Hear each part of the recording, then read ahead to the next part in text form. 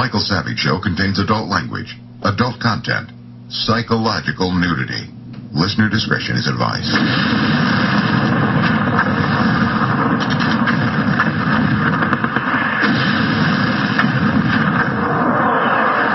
And now, America's most exciting radio talk show, The Savage Nation. Here is Michael Savage.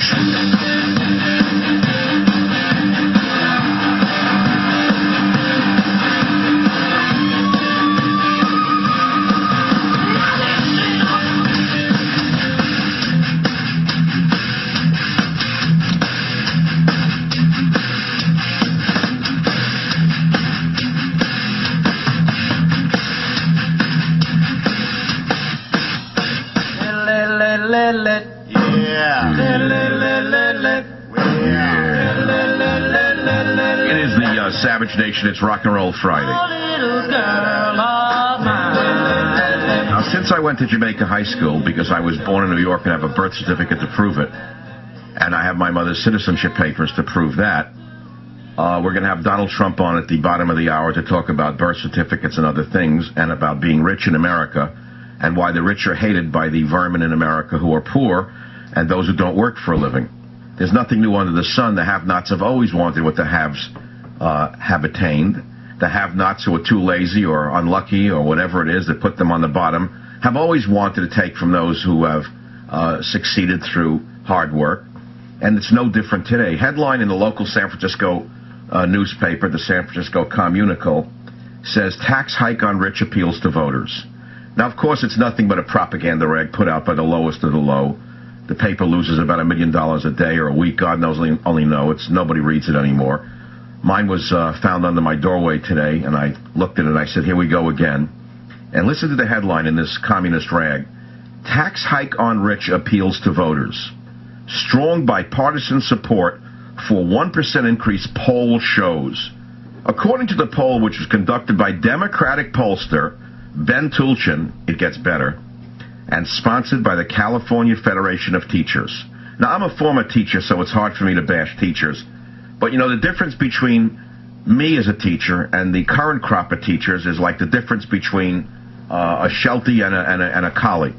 It's like a difference between a mutt and Lassie. It's like a difference between a mutt and Rin Tin Tin. These are not teachers. These are money-grubbing bums who don't want to work. They want to live like rich people without teaching the children how to read or to write or to add. And let me tell you something else. It's easy to say tax the rich, but California has the highest income tax that I know of in the country. It's now between 10 and 11% for the rich. So, of course, if you're a bum teacher who likes 12 weeks off, no one overseeing whether you're a good teacher or not, a nice fat pension at the end of the road, of course you'd like to add another 1% onto those who make more than $500,000 a year. And then when the rich leave California, which they will do, in droves, why don't you lower it to those making $100,000 or more? But that would include you, the teachers, wouldn't it? What a bunch of garbage. But this is published by a newspaper that no one reads, as I say. So you take a look at who they polled.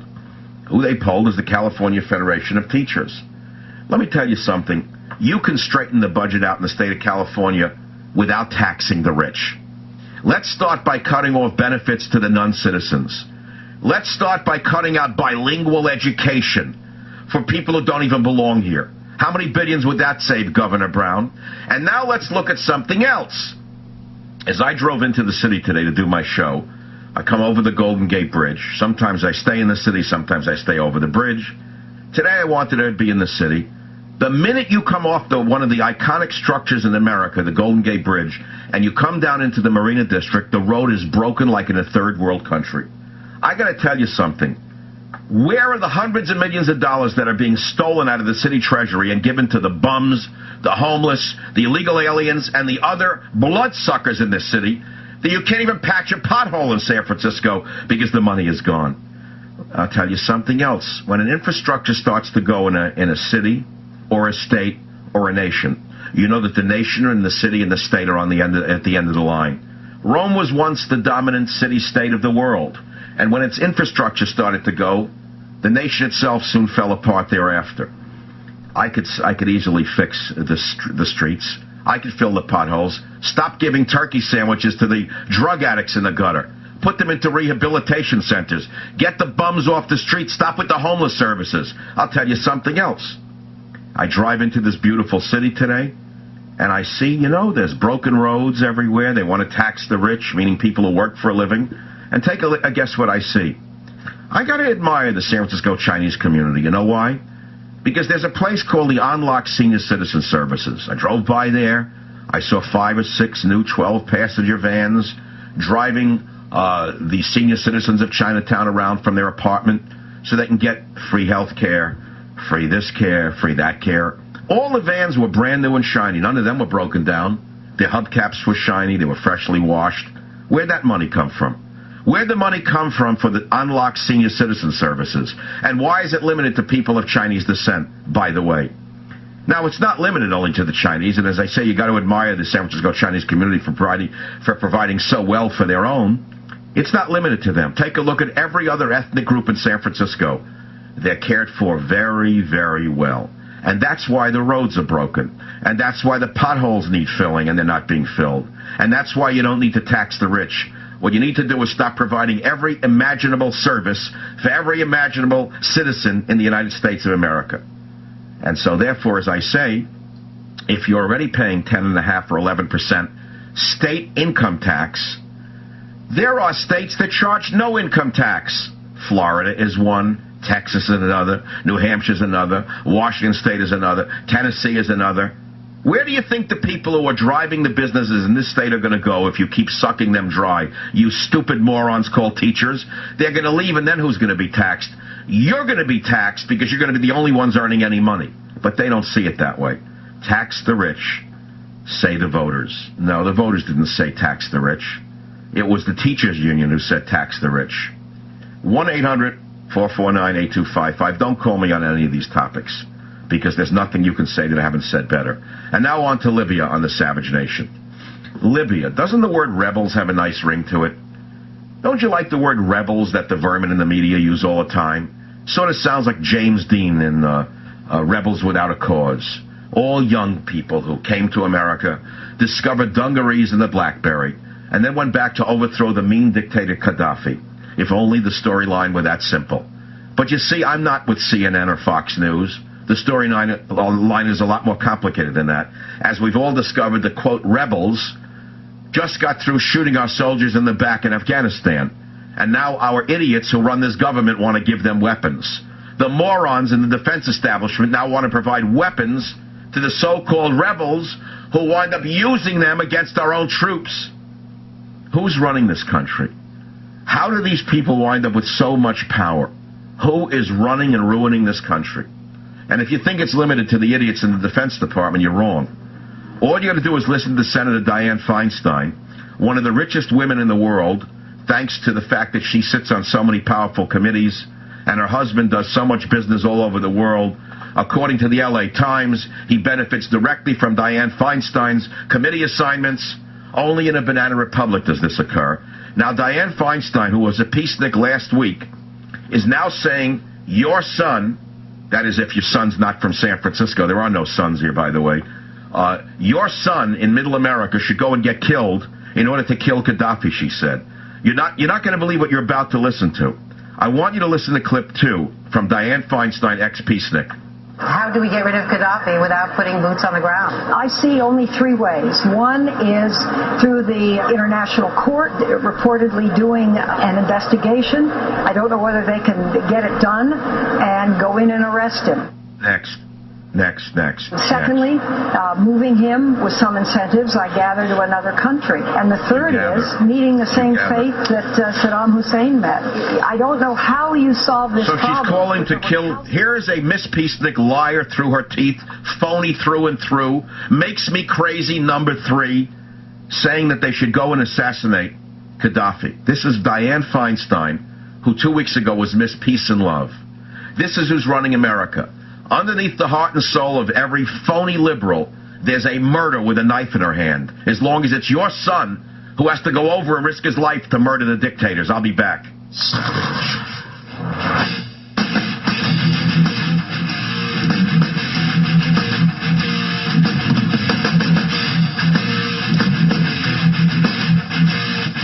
Mr. Secretary, could you just tell me which of those three provisions, a declaration of war, specific statutory authorization, or a national emergency created by an attack on the United States or its forces, were applicable in this particular situation? It has been the view of every president since the War Powers Act was passed that the kind of action we are taking is compliant with the law. What a liar. What a liar. We're living in a damn banana republic with liars and thieves. I'm sick of the country. I'm getting sick of this. Why is there no music? Where'd the music go? What, am I going deaf? I'll take OxyContin. I'm not Rush. And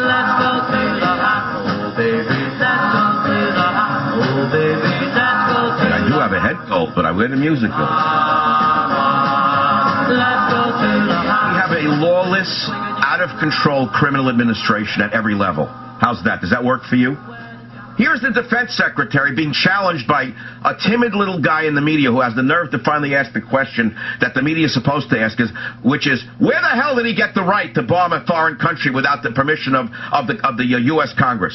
The answer is, he doesn't need the permission. This is called a dictatorship, but I guess when it has a D next to its name, hey, it's a good dictatorship. Or shall we say D stands for dictatorship? The next time you see the word D next to a politician's name, just understand that it's a big D, and it stands for big dictatorship. And they want to tax the rich, do they? Another 1% in the state that charges 10.5%? Let me tell you something. Those of us who make more than $500,000 a year worked for it. I didn't steal it from anybody. And my roads are broken. My streets are full of illegal aliens. The cafes are full of bums collecting crazy checks who don't work. Who do you think supports this state? It's people like me, and I'm not going to pay another dime. You add 1% more and I'm leaving this state. And you can take it then from the teachers who say that you should tax people like me. I worked all my life for every penny I have, and I'm not giving you another dime. The streets are broken. The streets are full of bums. The streets are full of violent people. The cops are hiding because they know if they do their job, they wind up on the docket, not the criminal. I don't blame the cops. They would do the job if you unleashed them to do the job. Spineless communists running the state and the city and the county. Spineless communists. At the end, there'll be no one left to support these bums. Nobody, except the civil servants. And then who are they going to tax? Tax hike on rich appeals to voters, says the San Francisco Communistical. Who did the poll? Democratic pollster. Sponsored by who? The California Federation of Teachers. Why don't you actually do a poll amongst those who make the livings here in the state rather than the bum teachers who don't work for a living? And why don't you actually use a real pollster instead of this creep who works for the teachers union? Because then they wouldn't publish it. And Dianne Feinstein, peacenik yesterday, now she wants to kill Gaddafi. You hear this? She wants to sanction the death of Gaddafi. She never had me fooled. I've been in the city too long. I know who this one is. I know how she became senator. I remember what she did when she was mayor. Believe me, I know what you're dealing with here. I know who Madame Defarge is. I know what Madame Defarge does. I know Madame Defarge keeps the lists. So where do you turn? You turn to yourself and your own family. Yeah, the Bible says the truth shall set you free. It'll set you free, all right. It'll set you free. Look what it did for Jesus. Oh, yeah, it'll set you free, all right. Yeah, if you live in a free country, the truth will set you free. But if you live in a dictatorship, it won't set you free. It won't set you free at all. So what do you want to talk about today? Donald Trump's on in about 10 minutes. Let's see what he has to say about taxing the rich. Let's ask him what he thinks about killing Gaddafi. By the way, ask me what I think about killing Gaddafi. Ask me, what do I think about killing Gaddafi? I say, no, don't kill Gaddafi. It's his country, not your country. Now, why do I say that if he's an all-around bad guy who 2 weeks ago hated America? Because the people who are liable to come in are worse than him, according to what I can analyze. It's the same thing with Egypt. I told you this before. Same thing with Egypt. Mubarak was a dictator, but a benign dictator. Wait till you see what you're going to have there soon. You have chaos in the gutters of Egypt now. You have bribery. You have murder. You have rape. You have a wrecked infrastructure. But the vermin in the media who cheered on the rebels in Egypt, like Anderson Cooper, who went over there and got his hair messed up and had a nervous breakdown. He had to rush back to West Hollywood to have his hairdresser redo his hair. He had a nervous breakdown, but where is he now? He doesn't dare set foot in Egypt. That bum, that West Hollywood cretin. Where is he now? Will he show you what's really going on in Egypt? That bum? None of them. Well, none of those bums who wrecked Egypt will show you what's going on there now. They won't show you the Muslim Brotherhood rising up. They won't show you what they're going to do in Libya. Any more than they'll show you what's going on in Iraq. Oh, Saddam was an evil man. Terribly evil man. But the first Bush had it right, which was to weaken Saddam and keep him as a counterbalance to the growing power of Iran. But the second Bush had it all wrong. He killed Saddam and his sons. And what did I say in my book, Liberalism is a Mental Disorder, 3 years ago? I said it could turn out to be the greatest military disaster in history. And it was.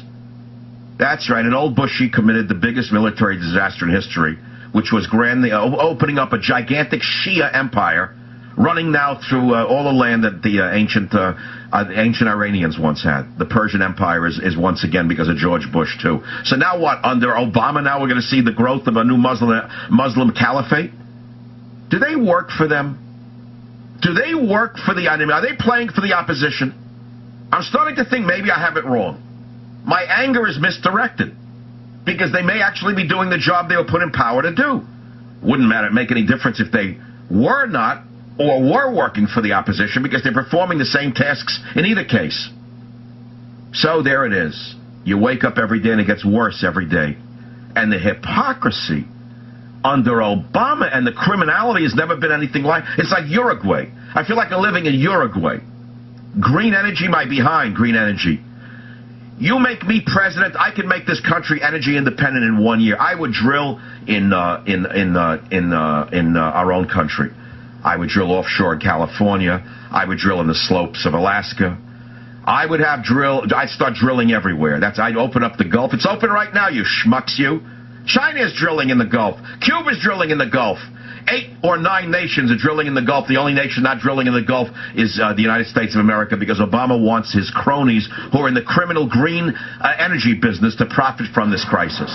Don't you understand what he's doing? What is wrong with you stupid liberals? Savage.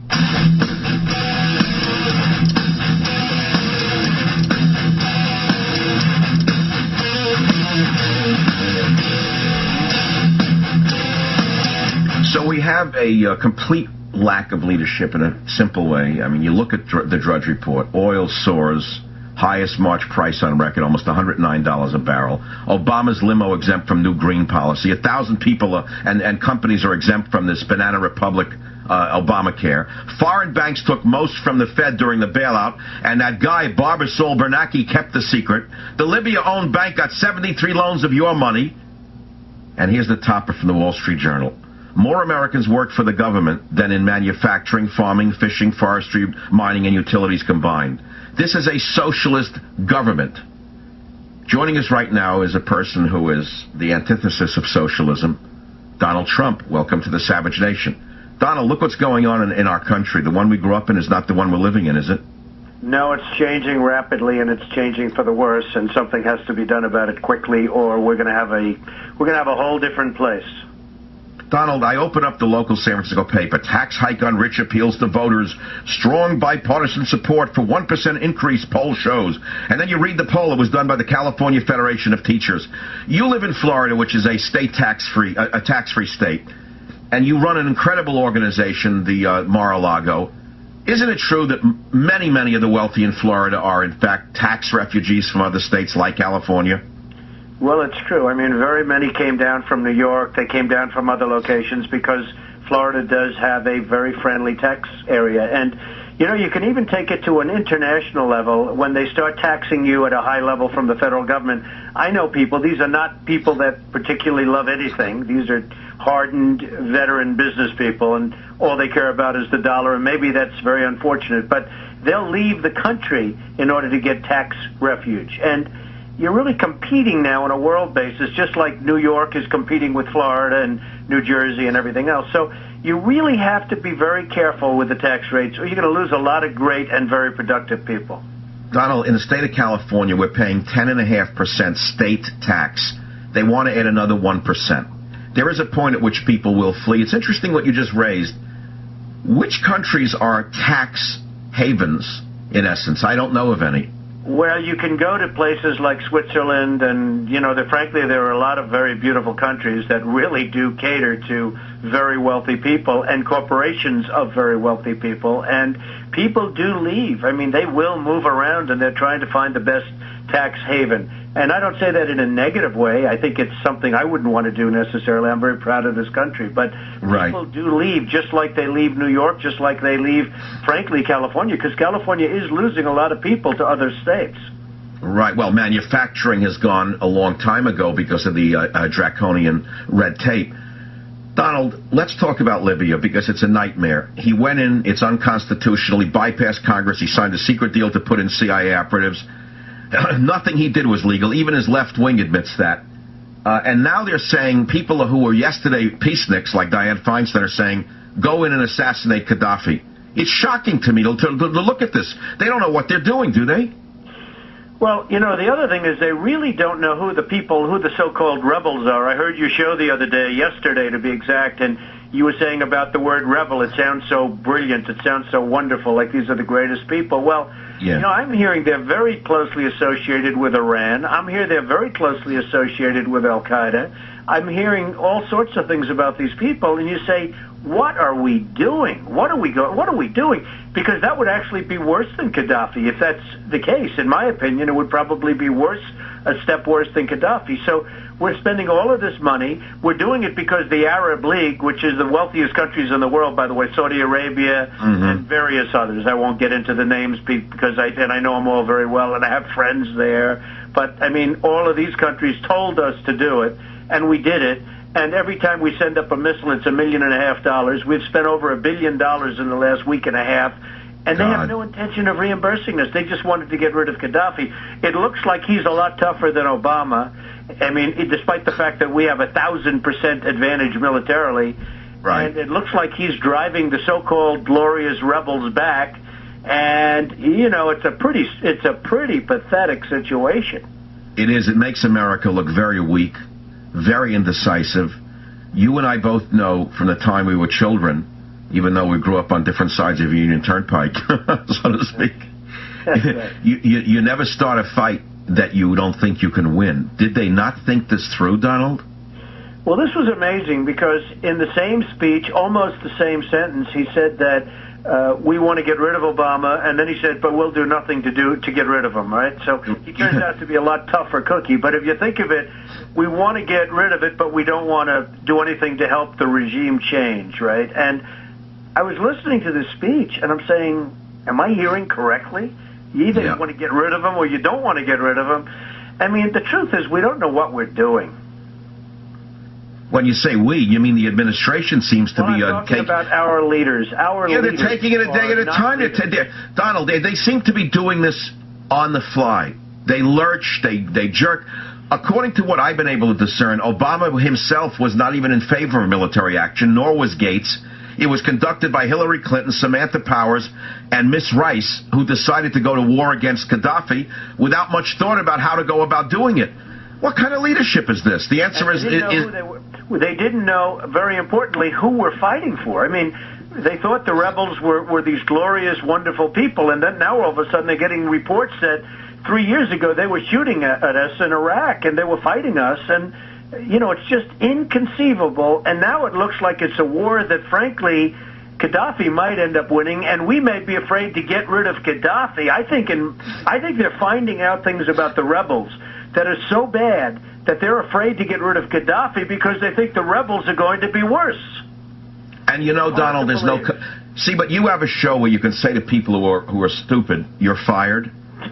We don't have a government where we can say you're fired. We live in a dictatorship that is punctuated by democracy every 4 years. And unfortunately, we're stuck with this group of amateurs for 2 more years. God only knows what other damage they're liable to do. So let's talk about the other damage they're liable to do. If you were president, if you do decide to run and you were president, I know you've talked about making people pay their fair share. If the Arab League were the ones who egged us on through Hillary Clinton, why don't they pick up the cost of the war? They have nothing but money. Well, I've been saying this. They have trillions of dollars in the bank. They're the richest countries in the world. They've been ripping us off for years. I mean, just ripping us. 12 men sit around a table, and in this case all men, they sit around a table and they set the price of oil. Oil, I don't know if you heard, but oil reached almost $108 a barrel today, and that's going to be the end of our economy because you can't pay that. And, you know, I see these poor guys are investing in the stock. Well, the fact is when oil goes above $40, we have trouble. It's now at 108. And it's a real problem. And to think that we'd go in and not even ask them for the money that it's going to cost to get rid of their enemy, Gaddafi, is inconceivable.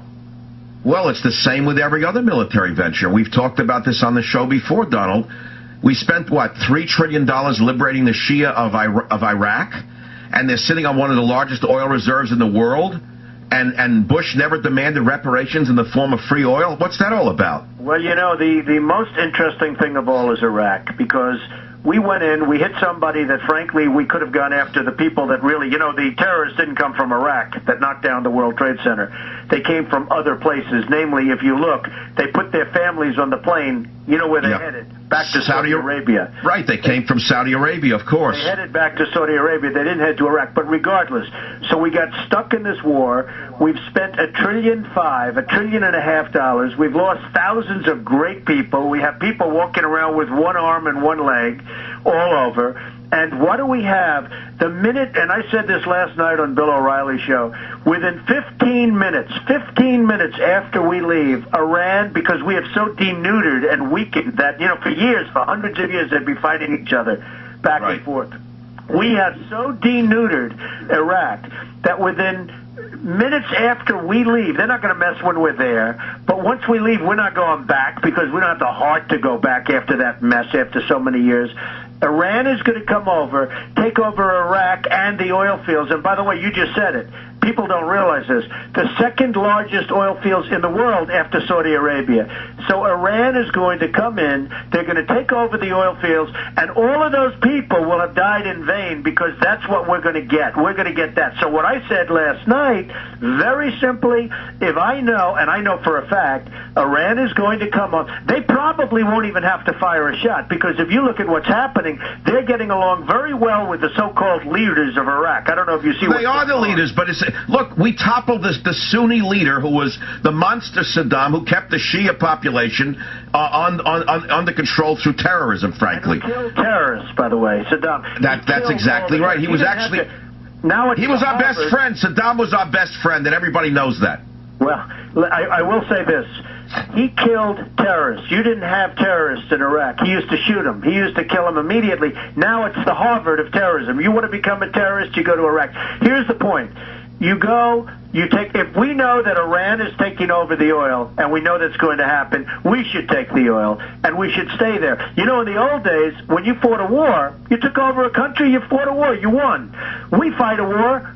After everyone's crippled, we go and we leave. And people that we never even heard of take over the country. And by the way, these people will be just like Saddam. They'll be building palaces to themselves very shortly.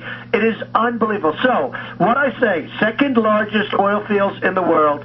If we know, and we know, that Iran will come in, we say, Iran, you just stay right over there. Don't worry about it. We wrap our soldiers around the oil fields. We take over the oil fields. We pay ourselves back $1.5 trillion.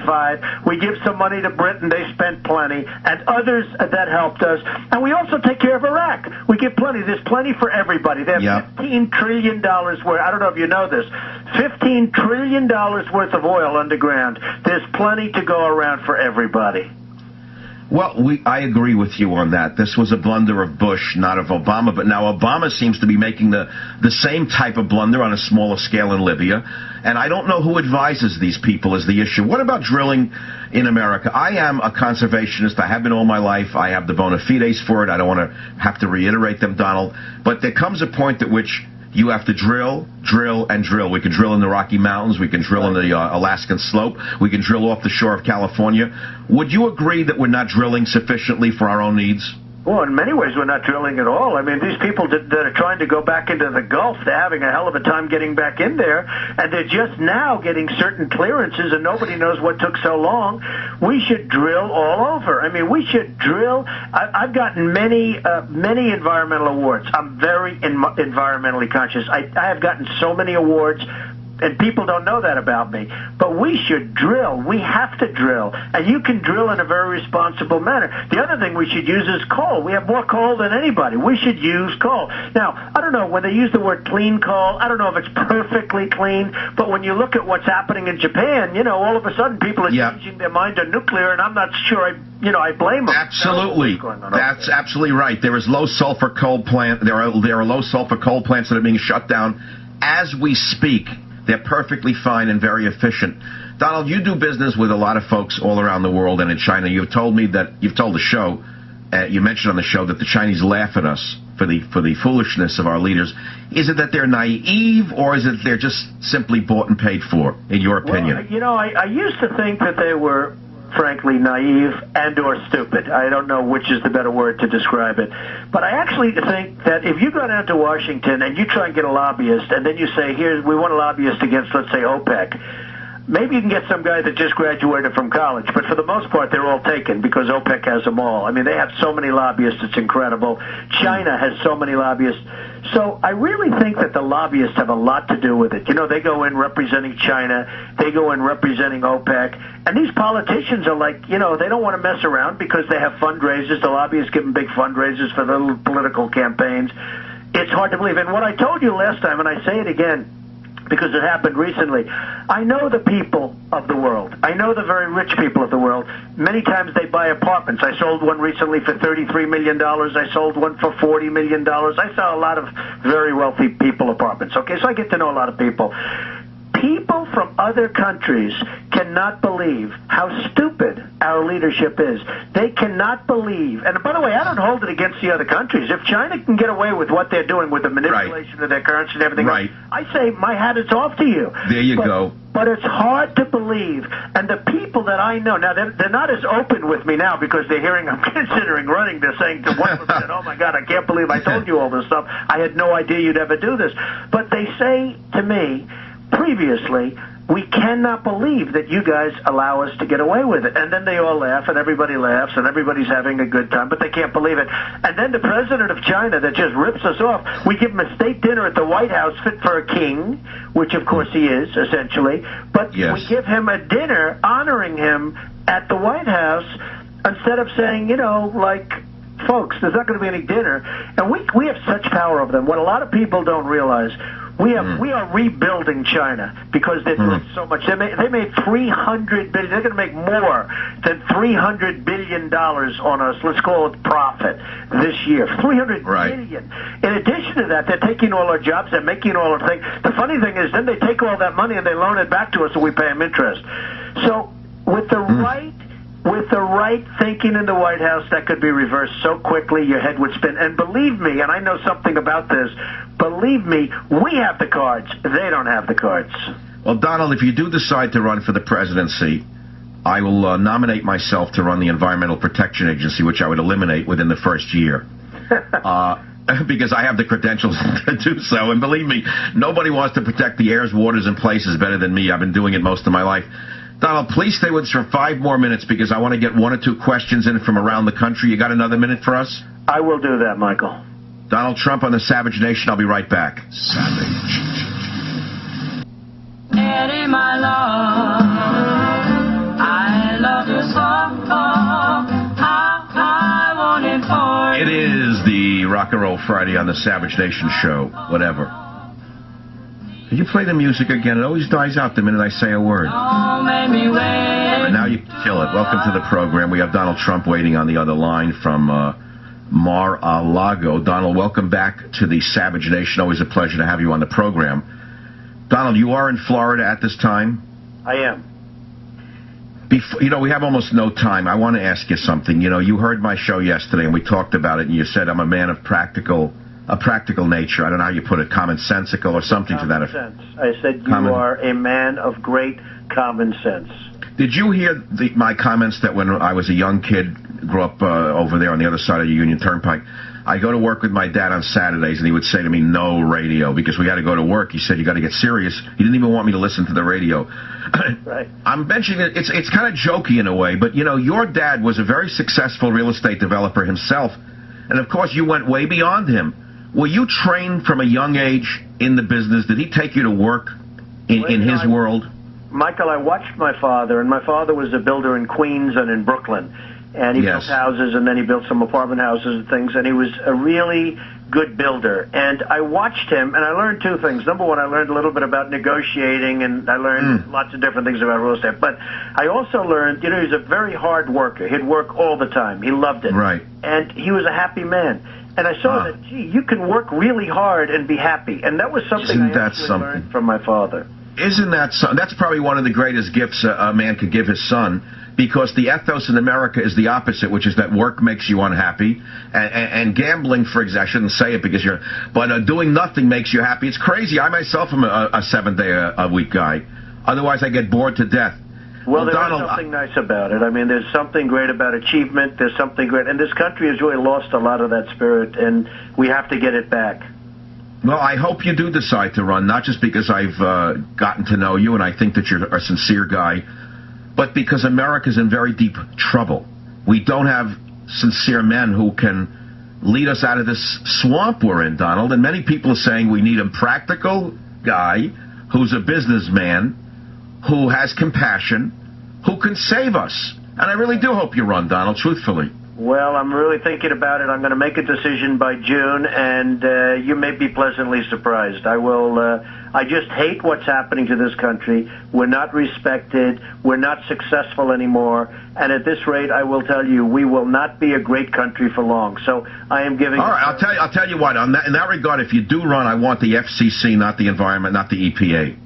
Okay, you have a deal. Okay, I have absolutely no ambition in government. I want you to know that right off the bat. I'm very happy writing books and doing radio. Donald Trump, thanks a million for sharing a few minutes with us on the Savage Nation. I'll be right back. Savage.